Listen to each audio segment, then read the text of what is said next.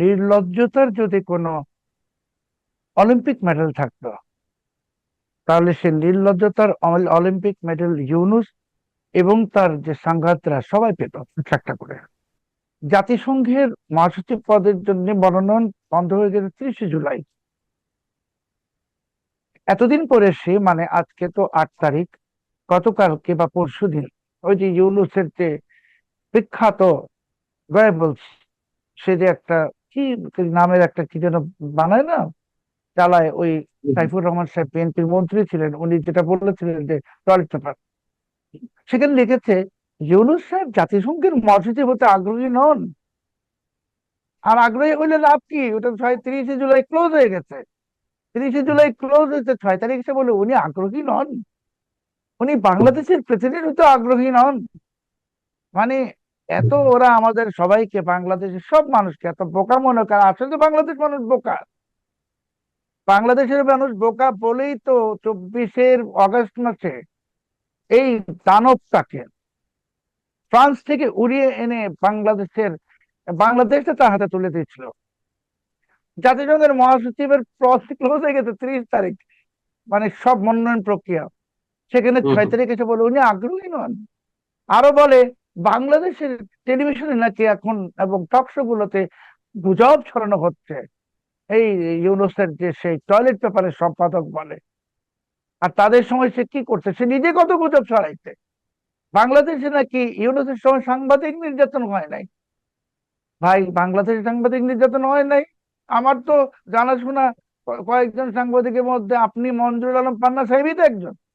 তাহলে যদি ওর ভাষায় সাংবাদিক নির্যাতন বলতে বোঝায় রাস্তার মধ্যে ফেলে সাংবাদিকদেরকে কোরবানির গরুর মতো জবাই করা, ওইটা হয় নাই। তো এই যে নির্লজ্জ, বেহায়া, লুটেরা, পাটপার, এরা আগেও দেশটাকে ধ্বংস করছে, 18 মাসে দেশ তো ধ্বংস। এখন আবার নতুন করে ক্ষমতায় ফিরে আসে প্রেসিডেন্ট পদের জন্য। সে বলে না, উনি কোনো রাজনৈতিক পদে যাবেন না। ইউনূসকে যদি বলা হতো তুমি প্রেসিডেন্ট হবে, একটা ছোট কাজে মিরপুর গ্রামীণ ব্যাংক ভবন থেকে বা ইউনূস সেন্টার থেকে বঙ্গভবন, এইটুকু জায়গা তুমি জিপ দিয়ে চেটে চেটে রাস্তাটা পরিষ্কার করবা, ওটার জন্য সে রাজি ছিল। এতটা বাজে লোক, নির্লজ্জ লোক। ইউনূসকে নিয়ে কোনো গুঞ্জন নাই, ইউনূস নিজে নিজে গুঞ্জন ক্রিয়েট করছে। আর দ্বিতীয় হলো যেটা, যে আগামীতে তো রাজনীতির দিক পরিবর্তন হয়ে যাচ্ছে দ্রুত গতিতে। তারেক রহমান সাহেব ভারতে গেলেও পরিবর্তন হবে, আর না গেলে তো গঙ্গার পানি পাবে না। গঙ্গার পানি লাগলে আপনাকে দিল্লিতেই যেতে হবে। ঢাকায় বসে আপনি ওই হুমায়ুন আর খলিলুর দিয়ে ওই যে 9 বার না 11 বার এডিট করতে হয় একটা ইংরেজি বিবৃতি দেওয়ার জন্য, যেগুলো করেন না, এগুলো করে ভারতে কোনো লাভ হবে না। বরঞ্চ এগুলো আপনি যে কি করতেছেন, এটা ভারতের কিছু আসে যায় না, বরঞ্চ গঙ্গার পানিতে দিবে না। তারেক রহমান সাহেবকে যেতে হবে দিল্লিতে, গিয়ে গঙ্গার পানি বিনীত ভাবে চাইতে হবে, আর দিল্লি দিয়ে দিবে গঙ্গার কেন পানি। কেন আমরা দ্রুত ভাবে চাইবো? এটা তো আমাদের হিস্সা, গঙ্গার পানির বিষয়টা তো আপনি আমাদের কোন, হিস্সা, এটা নামাজ। আপনি তো জি। বড় দেশ, আপনি তো আমেরিকার সঙ্গে পারেন নাকি যে হিস্সা অধিকার পারি বলতে? আমরা আমেরিকা বড় দেশ, তো ওই ভারতের সঙ্গে, ভারত আপনি ছোট দেশ নাকি? ভারত কি পাকিস্তান নাকি এত বড়? আপনি চাইলে দিবে না, কিসের হিস্সা? আমেরিকাতেও তো আপনি চাইলে দিবে আপনাকে। আর এখন আমেরিকা ভারত একখানে হয়ে গেছে।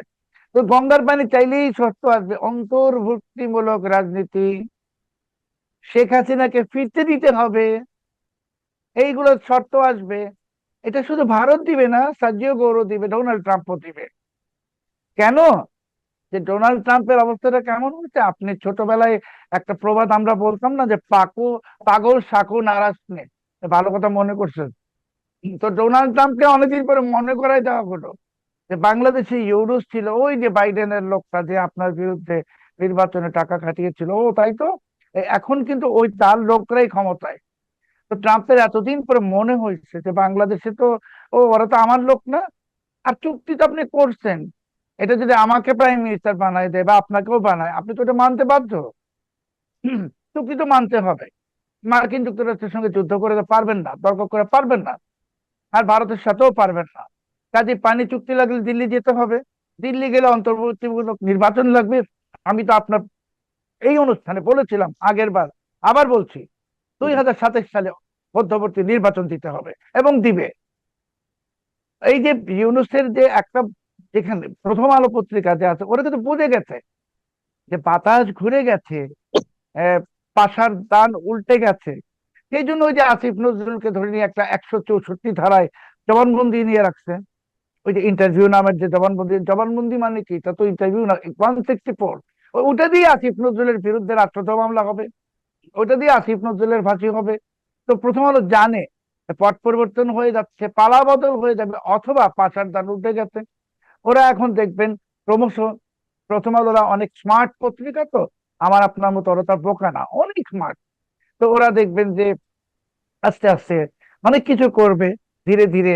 মানে ওই যে লোকগুলোকে আইনা টেনে টেনে টেনে টেনে 164 ধারায় জবানবন্দি দেওয়াই রাখবে, যাতে ভবিষ্যতে মধ্যবর্তী নির্বাচন হলে বিএনপি আর ওই ক্ষমতায় আসবে না, এটা ইন্টারভিউতে তো। ওই ইন্টারভিউতে কি এমন বলেছেন আসিফ নজরুল যার হুম। জন্য এটাকে আপনি 164 ওই ধারা জবানবন্দি ইন্টারভিউতে বলছেন? ওনাকে জিজ্ঞেস করা হয়েছে ওই যে একটি ঘটনা ঘটেছিল, তো বললো ওই যে স্নাইপার রাইফেল, উনি বললো আবার ফুলার রোড থেকে সব। হুম হুম তারপরে উনি, বুঝছেন তো, তারপরে ওনাকে ক্যান্টনমেন্টে ডাকা হলো। তো হুম হুম ক্যান্টনমেন্টে উনি গিয়ে দেখলেন যে সেনাপ্রধান সভাপতিত্ব করছেন, ওনার ডানে ভাবে সম্ভবত বিমান বাহিনী নৌবাহিনী প্রধান ছিলেন হুম সম্ভবত। আসিফ নজরুলের মতো একটা কুচক্রী ষড়যন্ত্রকারী, তার সব মনে থাকে। তাকে রাতের বেলা ফুলার উঠে গিয়ে কি বলে স্নাইপার দিয়ে মনে থাকে। তাকে যখন আনতে গেল তার ওয়াইফ কাঁদতে কাঁদতে বলে তোমাকে নিয়ে মেরে ফেলবে, এটাও মনে আছে। আর সেনা প্রধানের পাশে নৌবাহিনী বিমান বাহিনী প্রধান ছিল সম্ভবত। তো এখন এই আসিফ নজরুল আরো বাকিগুলোকে প্রথম আলো টেলিস্টার ওরাই ওই স্লটার হাউস, মানে এই জবাইখানায় নিয়ে আসবে, নিয়ে এসে একটা একটা করে 164 করবে। কারণ প্রথম আলো টেলিস্টার জানে যে দেশে ক্ষমতার পালাবর্তন হয়ে যাবে, নির্বাচন তো দিতে হবে, আগামী 2027 নির্বাচন হবে। আর নির্বাচন হলে তো বিএনপি কে কেউ ভোট দিবে না। আর জামাতে ইসলামী তো অরিজিনালি যে তাদের 6 বা 7টা আসন ওইটাই পাবে। আর এনসিপি টেনসিপি এইগুলা তো মানে ওই যে আছে না আমাদের সিলেটে একটা লোক ছিল, সাইফুর নাম, সৈফুর, প্রেসিডেন্ট নির্বাচন হলে সে নির্বাচনে দাঁড়াইতো, হক্কা সৈফুর নাম ছিল, বিখ্যাত লোক। মানে হুম। প্রেসিডেন্ট যদি কোটি কোটি ভোট পেতো তো সে কয়েকশো ভোট পেতো, কিন্তু প্রেসিডেন্ট নির্বাচনে দাঁড়াইতো। তো এনসিপি টেনসিপি এগুলো আগামী নির্বাচনে দাঁড়াবে, সব জামানত বাজেয়াপ্ত হবে। নির্বাচন আসছে 2027 সালে, শেখ হাসিনা বাংলাদেশ ফিরে আসবেন, অন্তর্ভুক্তিমূলক রাজনীতি দিতে হবে এবং দিবে, এই বিএনপি দিবে, আপনি নিশ্চিত থাকেন।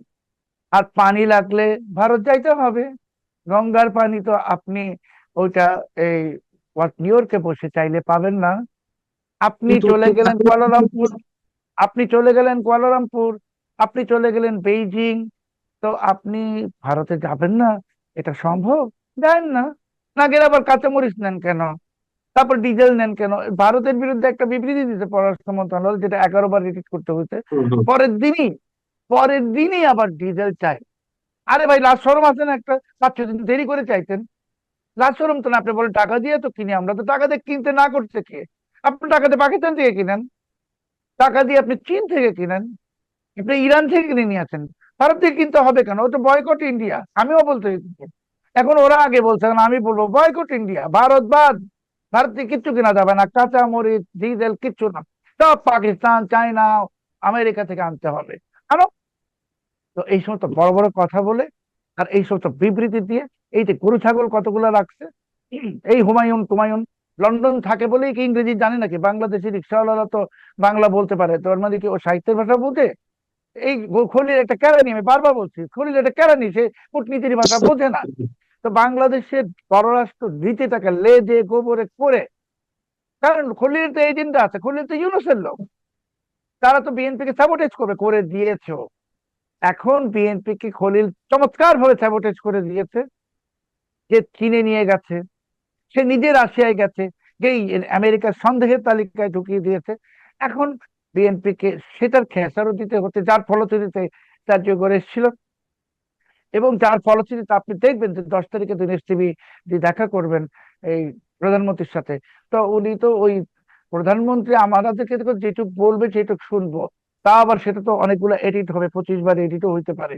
তবে নিশ্চিত থাকেন যে প্রধানমন্ত্রী এখন চাইতে চান, ভারতে যেতে চান। উনি বুঝছেন যে না গিয়ে কোনো উপায় নাই। আমি তো বললাম ডিজেল নিতে হবে না, কেন ভারত থেকে? দরকার তো নাই। যদি তাই হয়, আপনি যে বেশ কনফিডেন্টলি বলছেন যে মধ্যবর্তী নির্বাচন হবে 27-এ, বা পত্রিকা, বিশেষ দুটো পত্রিকা জানে যে ক্ষমতার পালাবদল হবেই, বা আমাদের প্রধানমন্ত্রীকে ভারত যেতেই হবে।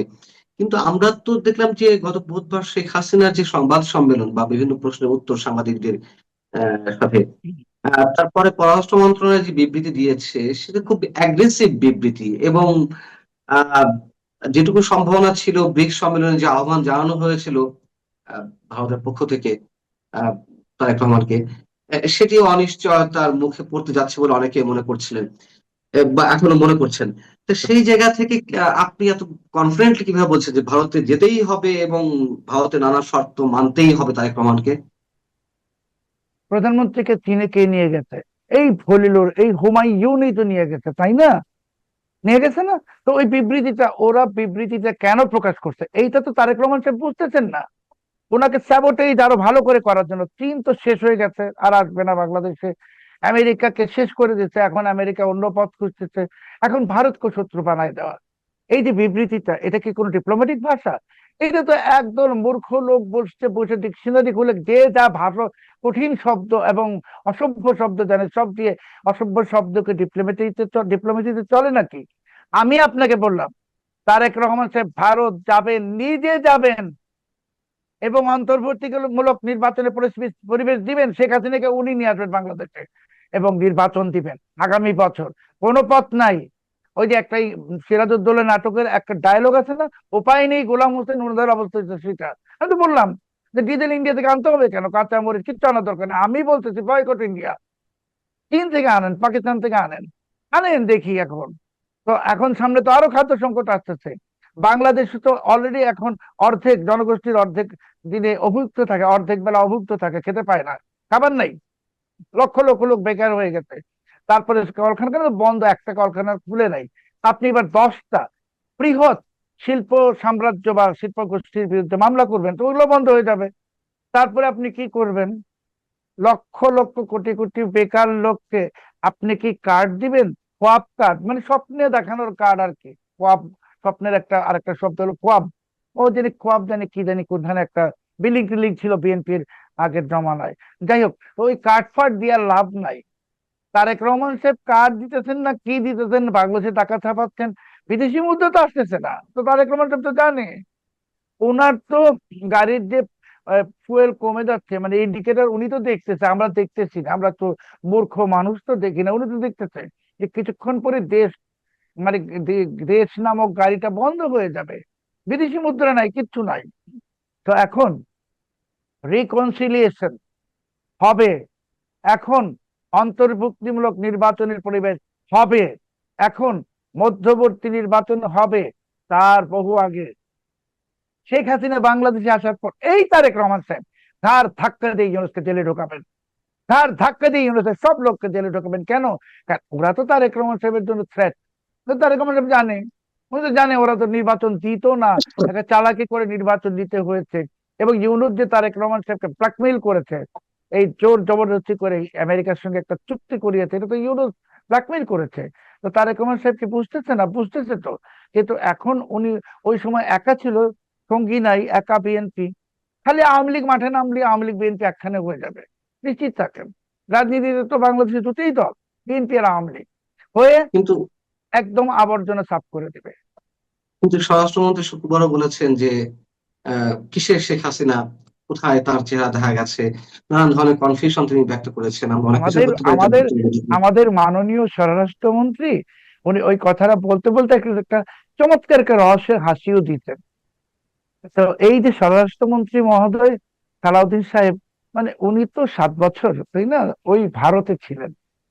তো উনি কিন্তু ভারতের যথেষ্ট ভালো একজন বন্ধু।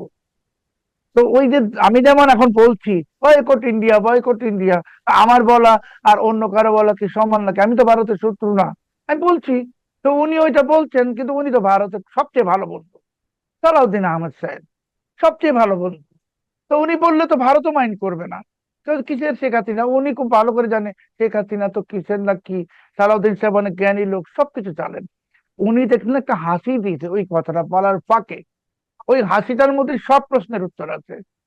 উনি জানেন কি করবেন এবং উনি জানেন কি ঘটবে, কিন্তু ঘটার আগে এই যে দানবগুলো আছে বাংলাদেশে, ইউনুস অ্যান্ড গং অ্যান্ড গ্যাং অ্যাকচুয়ালি, ওরা যেন সবকিছু পুরোপুরি টের না পায়, একটু মানে রেখে দিয়ে এই ভেড়াগুলোকে খাঁচার মধ্যেই, এক সময় ওটা খুলে দিবে, তারপরে যা হওয়ার তাই হবে। শেখ হাসিনা আসবে, মধ্যবর্তী নির্বাচন হবে এবং জি। মধ্যবর্তী নির্বাচনে আওয়ামী লীগের বিজয় হবে। এখানে কোনো আর কোনো বিতর্কের কোনো কারণ নাই। আওয়ামী লীগের কারণ বিজয় মানুষ হবে, বিএনপি, ক্ষমতায় আসবে। বিএনপিকে মানুষ ভোট দিবে কেন? আপনি আমাকে বলেন, বিএনপিকে কেন ভোট দিবে? চাঁদাবাজি, দখলবাজি, আর ওই যে কি কি সব ভুয়া কার্ড বিতরণ, আর কি কি বিএনপির কোনো অর্জন আছে? আমার বাসায়, আপনার বাসায়, আমরা তো আওয়ামী লীগ করি না, আমরা তো 3 গুণ বিল দিতে হচ্ছে।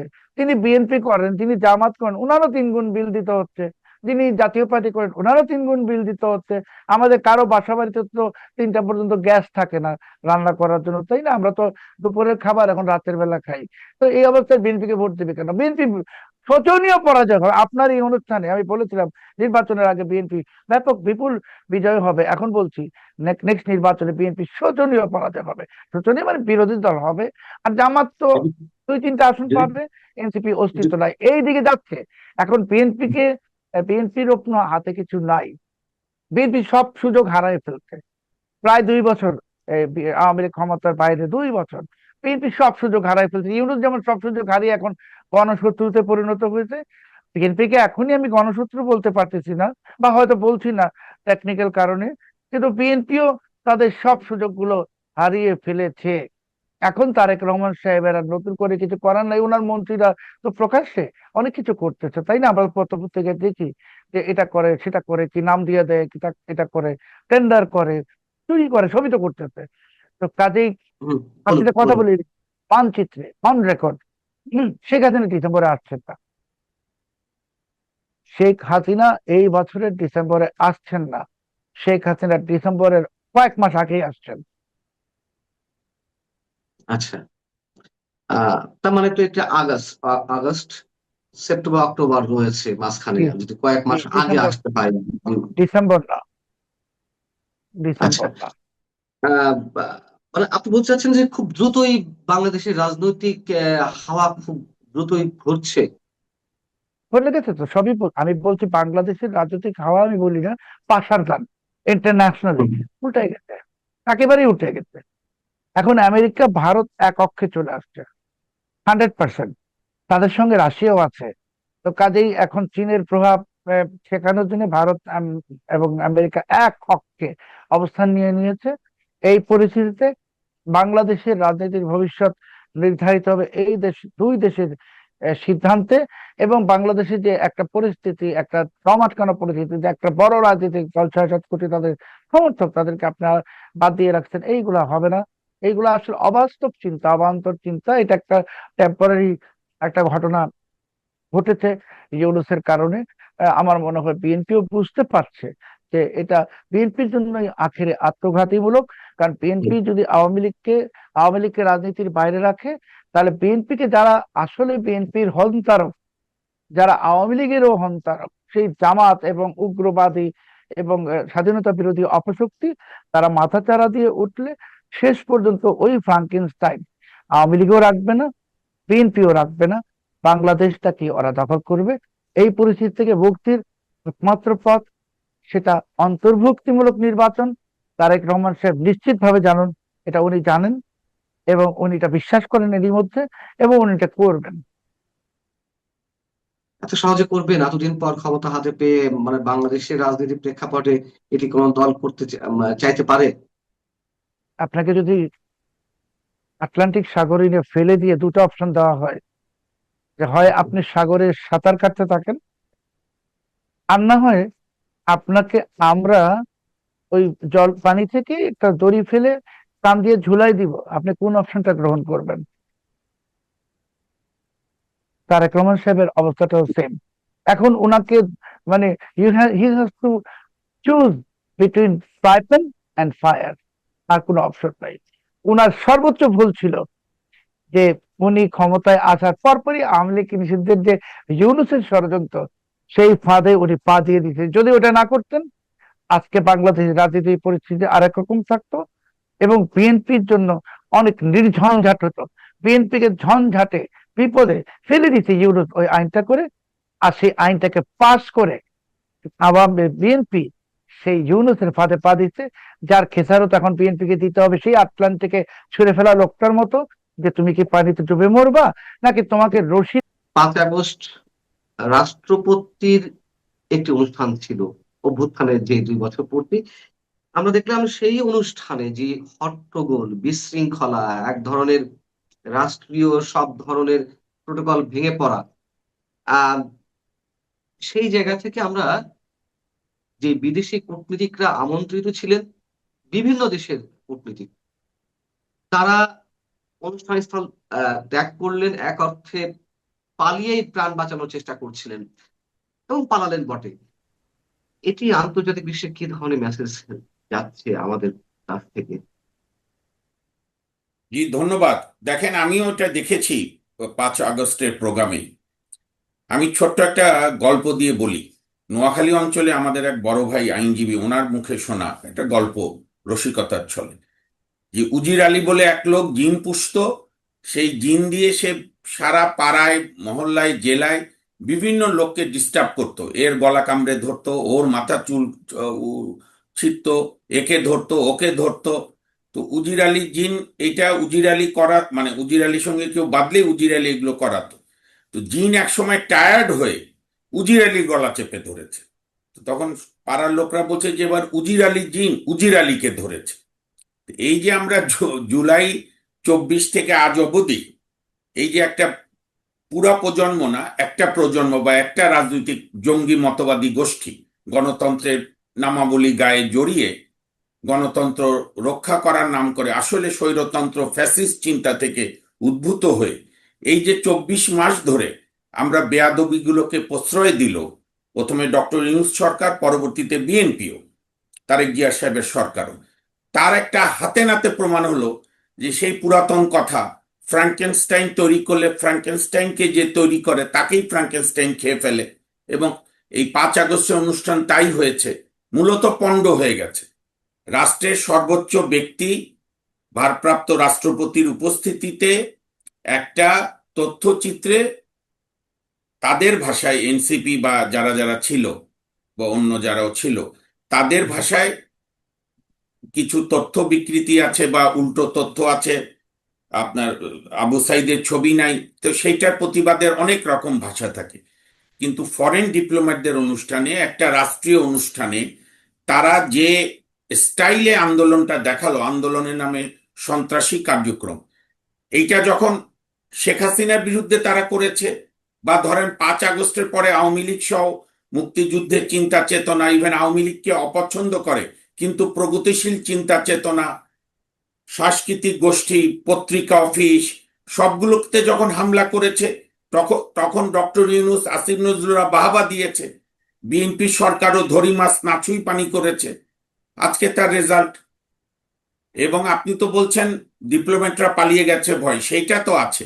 আমি তো অনুষ্ঠানটা পরে বিভিন্ন চ্যানেলে দেখলাম, রাষ্ট্রপতির পিছনে একসময় গিয়ে ওই ওনার এসএসএফ এর বোধহয় আর্মির অফিসাররা ঘিরে ধরলো। এবং অনুষ্ঠান এই উত্তেজনা এবং হটকারিতা চলাকালেই সালাউদ্দিন সাহেবের সামনে এসে পুলিশের এক উচ্চপদস্থ নাকি সেনাবাহিনী, আমি ড্রেস দেখেও বোঝা যায় না, উনি ভদ্রলোক হতাশ হয়ে বলছিল যে আমরা কি তাহলে চলে যাব রাষ্ট্রপতিকে নিয়ে, অথবা এরকম ডিপ্লোম্যাট দিন, এরকম জাতীয়, মানে উনি উদ্বেগ, মানে উদ্বেগ, উৎকণ্ঠা। এবং আমাদের বীর মুক্তিযোদ্ধা আহমেদ আজম খান, সরকারের বয়স মাত্র 5.5 মাস, গণতান্ত্রিক ভোটে নির্বাচিত হয়েছেন, ওনাদের দাবি এত নত জানু কেন?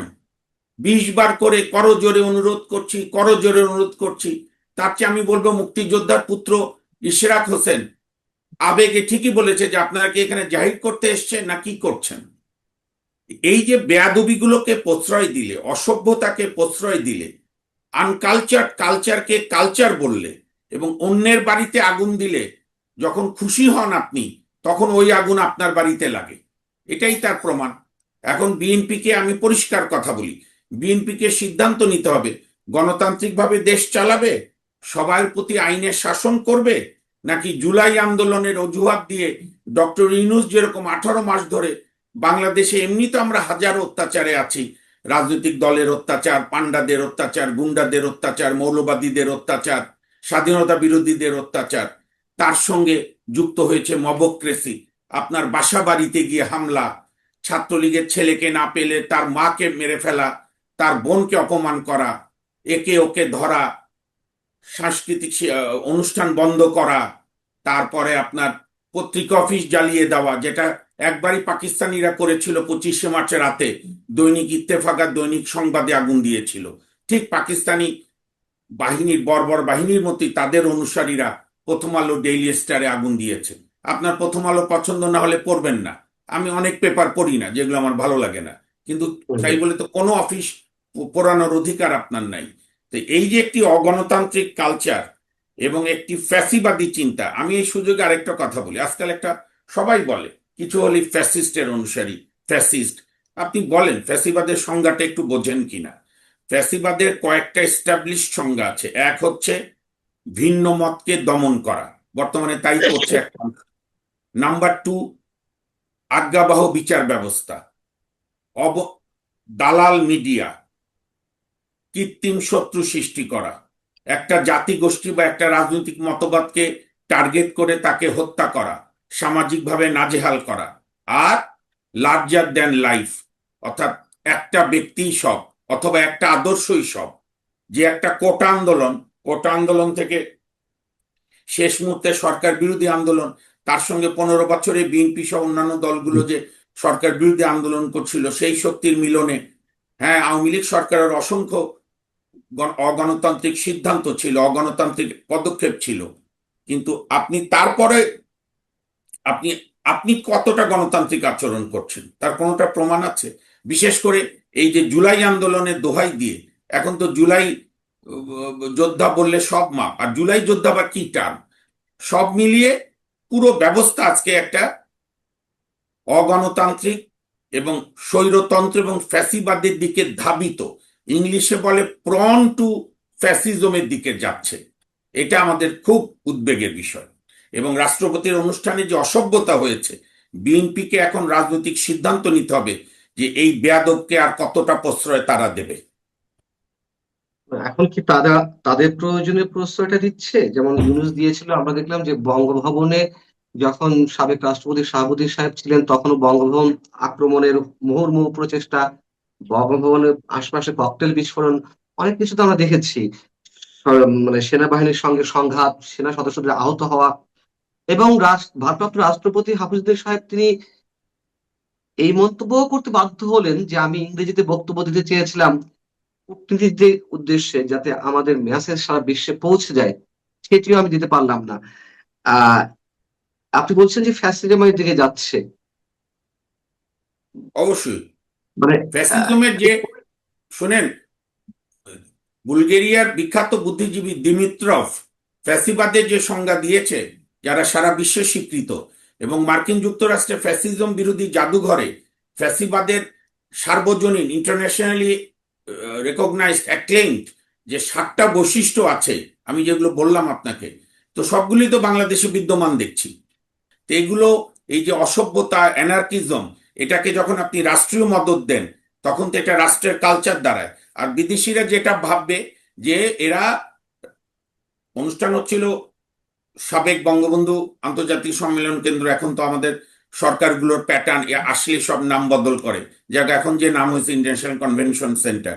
তো সেইখানকার ভিতরে কিন্তু রাষ্ট্রপতি যেহেতু, কাজে এটা সর্বোচ্চ অনুষ্ঠান, সেই অনুষ্ঠানেরই বিদেশিরা বুঝলো কোনো সিকিউরিটি নাই। তো এখানে আপনার ওই আপনার কথায়, মুখের কথায় বিদেশিরা এসে বিনিয়োগ করবে? বিনিয়োগ এত সহজ না, ওরা খবর টবর নিয়ে আসবে। যেখানে রাষ্ট্রপতির সিকিউরিটির জন্য মঞ্চে রাষ্ট্রপতির সামরিক অফিসারদের উঠে যেতে হয়। আমি তো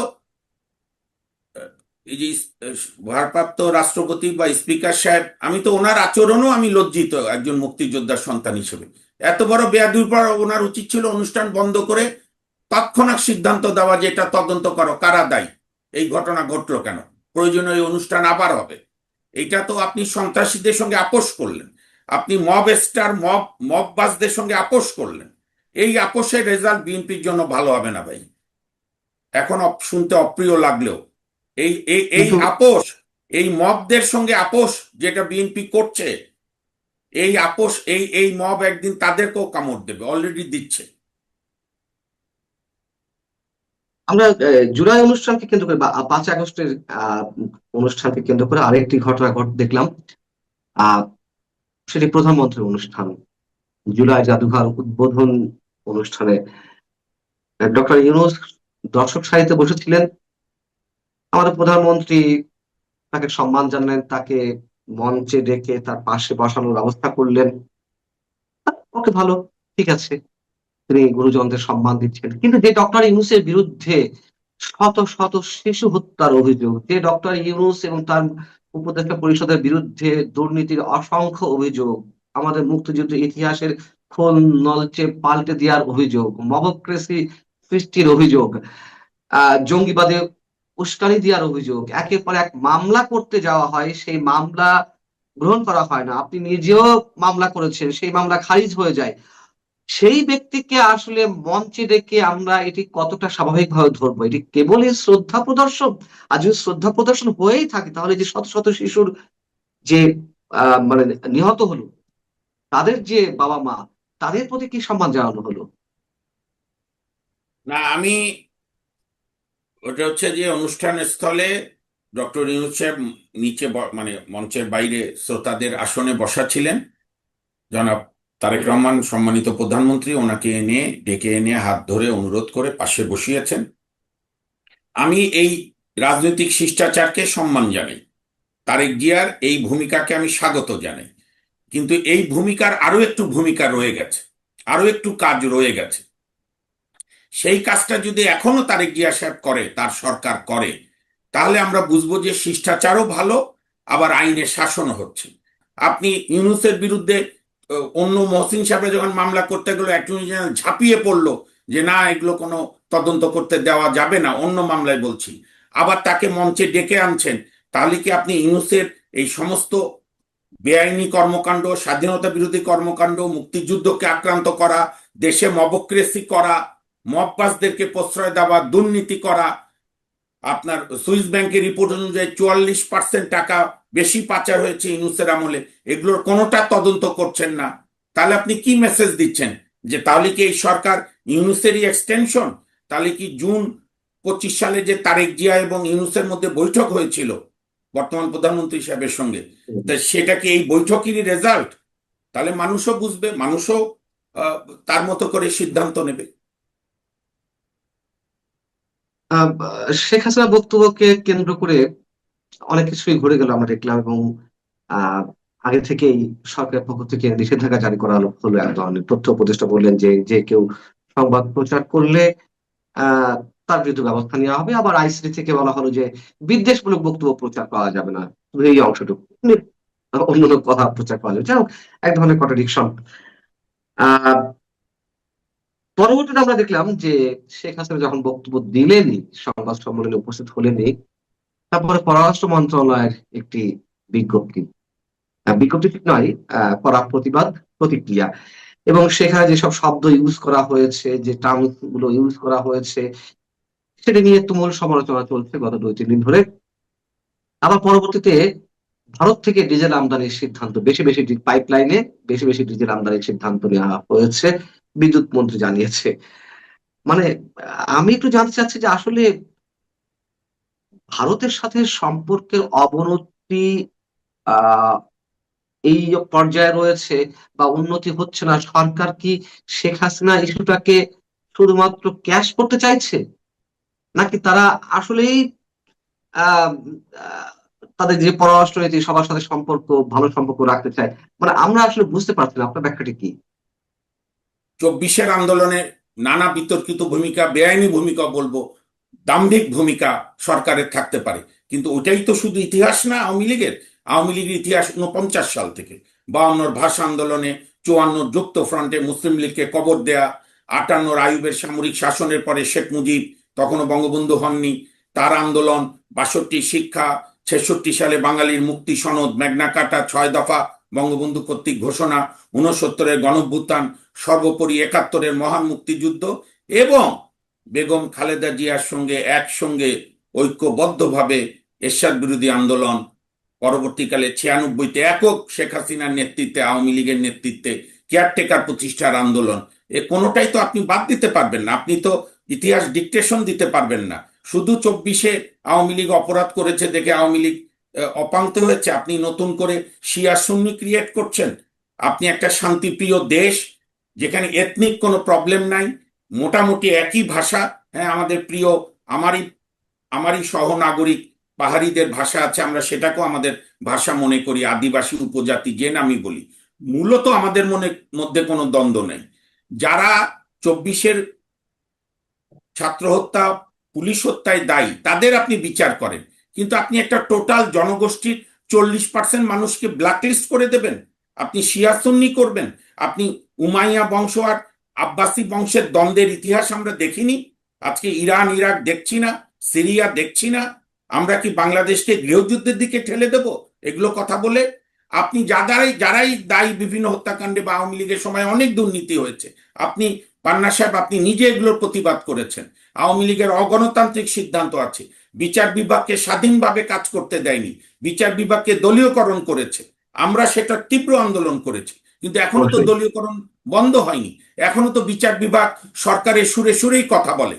এখনো তো শোন অ্যারেস্টের অর্ডারকে স্টে করে দেয় আপিল বিভাগ, পুলিশকে ব্ল্যাঙ্ক চেক দিয়ে দেয় বা এক্সিকিউটিভকে ব্ল্যাঙ্ক চেক দেয় যে কোনো মানুষকে হয়রানি করা। আপিল বিভাগ থেকে জামিন নিশ্চিত হওয়ার পর কোনো লোক সহজে ছাড়া পাচ্ছে না, জেলাররা হাতড়ে বেড়াচ্ছে কোথায় শোন অ্যারেস্ট আছে।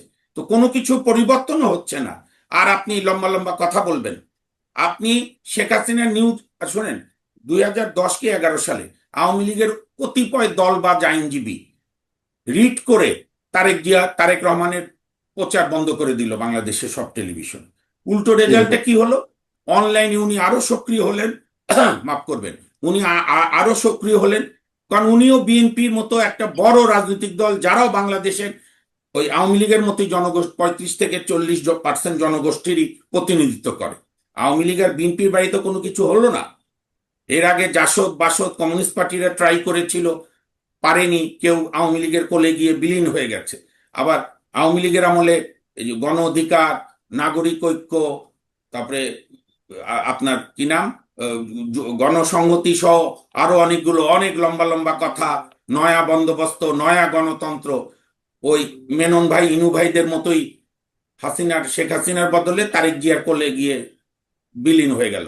আবার গণ অধিকারের এক নেতা তো পার্টির সাধারণ সম্পাদকের পদ ছেড়ে দিয়ে একটা এমপি হওয়ার জন্য বিএনপির কর্মী হিসাবে জয়েন করলো। আমরা তো এই রাজনৈতিক সুবিধাবাদী দেখছি। তো সুতরাং আওয়ামী লীগ বিএনপির বাইরে তো এখন কোনো কিছু ভাবাও যাচ্ছে না। তা আপনি সেই জনগোষ্ঠীর প্রধানের রাজনৈতিক বক্তব্য, তার অনুষ্ঠান আপনি বন্ধ করতে বলবেন, আপনার ক্ষমতা আছে করেন, কিন্তু এটা তো পারা যাবে না। এটা তো আধুনিক যুগ, গ্লোবাল ভিলেজ, মিডিয়ার যুগ, যার ফলে দেখা গেছে নর্মাল যা দেখতো তার চেয়ে 4 গুণ মানুষ দেখেছে। আগে হয়তো দেখতো খালি আওয়ামী লীগের সমর্থকরা, এখন আমরাও যারা নর্মাল নাগরিক আমরাও আগ্রহ করে দেখেছি যেখান থেকে পেরেছি, যে কি এমন বলেছে বা বলবে যার জন্য এই সরকার এত নার্ভাস। সালাউদ্দিন সাহেব বলছে দিল্লিতে আওয়ামী লীগের দাফন হয়েছে, কোনো আওয়ামী লীগ নাই বাংলাদেশে। তাহলে শেখ হাসিনা দিল্লিতে বসে কি বলছে না বলছে, এতে আপনাদের এত মাথা ব্যথা কেন, এত টেনশন কেন? আবার আমার তো দুঃখ লাগছে যে দিন শেষে তো আমি বাংলাদেশের নাগরিক এবং আমি আমার দেশকে নিয়ে গর্ব করি। আমার দেশে তো আন্তর্জাতিকভাবে আমার তো মর্যাদাই নাই যে কতগুলো অযোগ্য কর্মকর্তা, অযোগ্য ব্যক্তি পররাষ্ট্র মন্ত্রণালয়ের দায়িত্ব, এর একটা প্রতিবাদ করতে 8-9 বার কারেকশন করতে হয়। আবার আপনি সমস্ত শিষ্টাচার লঙ্ঘন করে স্টেটমেন্ট দিয়েছেন, এটা পারেন না। আপনি আপনার প্রতিবাদ জানাবেন ডিপ্লোম্যাটিক ভাষায়। এইটা আমি যদি ভারতও ডিপ্লোম্যাটিক ভাষার বাইরে এরকম কোনো মন্তব্য করতো, পাকিস্তান করতো, আমি তারও প্রতিবাদ করতাম। এবং আপনি জানেন বোধহয় কোনো একটা টক শোয়ে ভারতের এক সাংবাদিক বাংলাদেশকে অসম্মানমূলক কথা বলেছিল, আমি তীব্র প্রতিবাদ করেছিলাম যে না, আপনার কোনো রাইট নেই আমার বাংলাদেশকে অপমান করা। তো সেরকম আপনি আবার এত জঙ্গি কথা বললেন, আবার পরের দিন দীনেশ ত্রিবেদীর সঙ্গে সরকারের সিনিয়র মন্ত্রী বৈঠক করে অনুরোধ করলেন যে আরো তেল পাঠান। তার মানে কি আপনি প্রতিবেশী দেশের সঙ্গে যুদ্ধ করে আপনি থাকতে পারবেন না? আমি যুদ্ধ চাই না, পরিষ্কার বক্তব্য, যে যাই বলুক। আমি ভারতের সঙ্গে, পাকিস্তানের সঙ্গে, বার্মার সঙ্গে আমি কোনো যুদ্ধ চাই না, কারণ যুদ্ধ কোনো সমস্যার সমাধান করে না। এটা দ্বিতীয় বিশ্বযুদ্ধে হিটলার জীবন দিয়ে প্রমাণ করেছে। যে যে অগ্রগতি হিটলার করেছিল, কিন্তু এই যুদ্ধ করে অন্য দেশ আক্রান্ত করতে গিয়ে নিজেই ইতিহাসে বিনাশ হয়েছে। আপনি চোখে চোখ রেখে, আপনার স্বার্থ রেখে আপনি ডিপ্লোম্যাটিক ভাষায় সমাধান করবেন, সেই যোগ্যতা বিএনপি সরকার দেখাতে পারছে না। সেই যোগ্য লোক বিএনপি সরকার কোথাও দেয়নি। এবং শেখ হাসিনার কে আমি একটা কথা বলি, আজকে বিএনপি যদি মনে করে যে জেল জুলুম নির্যাতন করে আরো অ্যারেস্ট করবে এবং আওয়ামী লীগকে বাংলাদেশ থেকে উধাও করে দেবে, এই চেষ্টা অতীতে আইয়ুব খান ইয়াহিয়া খানরা করেছিল, ব্যর্থ হয়েছে। ইভেন খোদ আওয়ামী লীগ বিশেষ করে 18-র পর থেকে বিএনপিকে রাজনৈতিকভাবে নির্মূল করার, ইভেন নানা রকম অত্যাচার করার চেষ্টা করে ব্যর্থ হয়েছে। বিএনপিও 2001 থেকে 2006, হয়তো বিএনপি সরকারের মদতে হোক, প্রকাশ্য হোক অপ্রকাশ্য হোক, কারণ সরকার দায়িত্ব এড়াতে পারে না, 21শে আগস্টে গ্রেনেড হামলা করে 24 জনকে হত্যা করেও আওয়ামী লীগের অগ্রযাত্রা থামাতে পারেনি। এবং ওই দিনও পুলিশের কি বর্বরতা! গ্রেনেড হামলার পর যখন আহতদেরকে লোক একে অপরকে হেল্প করছে, জনগণ গেছে স্বতঃস্ফূর্তভাবে, তখন পুলিশ টিয়ার গ্যাস ছুড়েছে। আমরা কি এগুলো ভুলে গেছি? আমরা বিভিন্ন সরকারের অগণতান্ত্রিক আচরণ, স্বৈরতান্ত্রিক আচরণ আমরা দেখিনি? আমরা নিজেরা ভুক্তভোগী হইনি? আমরা বিচার বিভাগের দলবাজি করা দেখিনি সব সরকারের সময়? এখন যেন মনে হচ্ছে সব সাধু হয়ে গেছে, একমাত্র আওয়ামী লীগই দোষ করেছে, আর এরা সব আপনার বেহেশতের প্রতিনিধি, এরা সব স্বর্গের দেবদূত। এরা যে ফ্যাসিস্ট আচরণ করেছে, বিশেষ করে এই জুলাই আন্দোলনের দাবিদার বলে পরিচিতরা বাড়ি ঘরে গিয়ে হামলা করে সমাজের ফেব্রিক নষ্ট করে দিয়েছে। ভ্রাতৃত্ববোধ, একে অপরের প্রতি শ্রদ্ধা, পাড়ার মুরব্বীকে দেখলে সম্মান জানানো, তা না করে স্কুলের হেডমাস্টারকে নামিয়ে দিয়েছে, প্রিন্সিপালকে বের করে দিয়েছে, মহিলা প্রিন্সিপালকে তাড়া করেছে। কি বর্বরতা না করেনি! আমি পরিষ্কার বলি, আমি একজন নাগরিক হিসাবে যে কোনো আন্দোলনে থাকব। এই ধরনের তালেবানিকরণ, আফগানিস্তানকরণ, পাকিস্তানিকরণের বিরুদ্ধে আমি সারা দেশের মানুষকে অনুরোধ জানাবো, আইনের শাসনের জন্য প্রয়োজনে আবার আন্দোলন করতে হবে, কিন্তু নিজের হাতে আইন তুলে নেওয়া যাবে না। এটা করলে এই দেশ থাকবে না। আমরা বর্বর হিসেবে পরিচিত হব, আমরা তা না। ইভেন এই তরুণ প্রজন্মেরও অনেকদের সঙ্গে আমার কথা হয়, তারাও ক্লান্ত তাদের কিছু ভাই বোনদের এই আচরণ দেখে, এই মবগিরি দেখে। আমার শেষ প্রশ্ন যে এই সবগুলোকে কেন এখনো প্রশ্রয় দেওয়া হচ্ছে?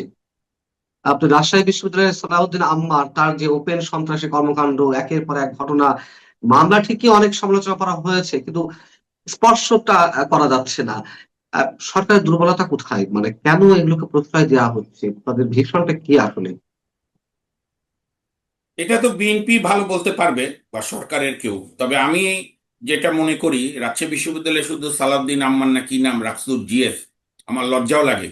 আমি ওই বিশ্ববিদ্যালয়ের গর্বিত ছাত্র। রাজশাহী বিশ্ববিদ্যালয়, আমাদের রাজশাহী বিশ্ববিদ্যালয়ের একজন শিক্ষক ডক্টর শামসুজ্জোহা, ইতিহাসের এক সূর্য সন্তান, যিনি ছাত্রদের জন্য নিজের জীবন দিয়েছিল। সেই রাজশাহী বিশ্ববিদ্যালয়ে শুধু আম্মারের মাস্তানি না, আমার লজ্জা লাগলো, পরে অবশ্য ছাত্রদল উদ্যোগ নিয়েছে, আমি তাদেরকে ধন্যবাদ জানাই। চিহ্নিত যুদ্ধ অপরাধী, দণ্ডপ্রাপ্ত, ফাঁসির দণ্ডপ্রাপ্ত যুদ্ধ অপরাধী নিজামী, মুজাহিদ, মীর কাসেম, সালাউদ্দিন কাদের, কাদের মোল্লা সহ সবার ছবি তুলেছে, এরা নাকি জুডিশিয়াল কিলিং হয়েছে।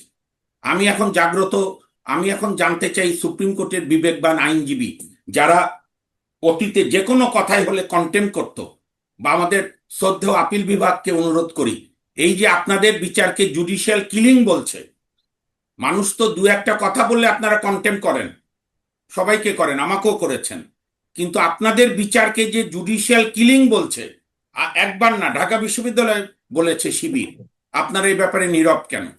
এগুলো বিএনপি, আমার কাছে মনে হচ্ছে বিএনপি লেজে গোবরে করে ফেলছে। বিএনপি ভাবছে আওয়ামী লীগকে ঠেকানোর জন্য আমার এদের দরকার, সুতরাং এদের বেয়াদবি আমি সহ্য করি। আবার গায়ের উপরে বেশি উঠে গেলে এরাই, বিএনপি আবার মারছে এদেরকে। এর কারণটা হচ্ছে এগুলো করে আপনি রক্ষা করতে পারবেন না কোনো কিছু। আপনাকে থাকতে হবে স্থির সিদ্ধান্তে, আপনি আইনের শাসন দেবেন নাকি জঙ্গলি শাসন দেবেন, নাকি দলবাজের শাসন দেবেন, এই সিদ্ধান্ত বিএনপি নিক।